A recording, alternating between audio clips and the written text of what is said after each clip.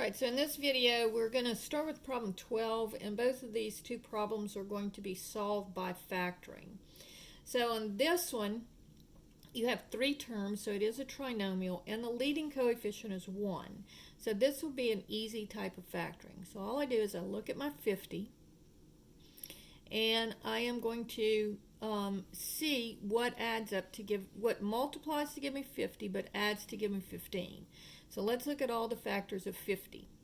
So 1 goes into 50 one time, 1 goes into 50 50 times, 2 goes into 50 25 times, 3 won't go into 50, and 4 won't go into 50. But 5 would go into 50 10 times, then 6 won't, 7 won't, 8 won't, and 9 won't. And I already have the 10, so now I have all of them. So now I look and I see what adds to give me 15. Well, the 5 and the 10. And so this is going to be, this is going to factor into, and we looked at y in the other program, in the other videos, but just, this is an easy kind, so it's just going to be x plus 5 and x plus 10 equals 0. So if I have two things multiplied together to give me 0, then one of them has to be 0.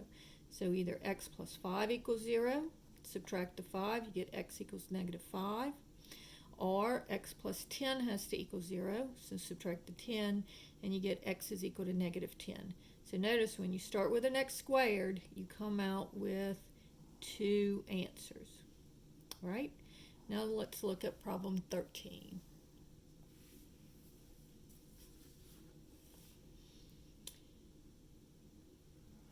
And it says 5x squared minus 20 equals 0. Now this one would probably be easier just to use the square root method on, but it does say solve it by factoring.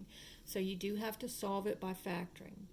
So the first thing that I notice is it starts with 5, and so it's not it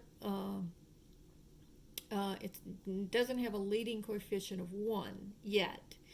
But notice that 5 goes into both 5 and 20.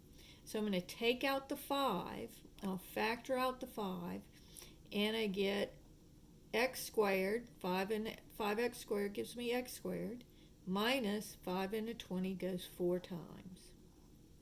So now I have the difference of two squares, and so just keep factoring, because you still have an x squared. And so this would be, the square root of x squared is x, and then the square root of 4 is 2. So it'll be plus 2 on one and minus 2 on the other. All right? And so now it doesn't make sense to say 5 equals 0. There's no variable there. So 5 is 5. It can't equal 0, so you don't have to worry about that factor. But then you have x plus 2 can equal 0. Subtract the 2. Whenever x is equal to negative 2, this factor would equal 0. And x minus 2 would equal 0. Add the 2 to both sides, and you get x is equal to 2. So notice this one, again, you have an x squared, you come out with two answers, negative 2 and 2. And you ignore the 5 from the beginning, okay? And so here are your two answers. And because the 5 is not a variable, it's 5, it can't equal 0. All right, so that is problems 12 and 13.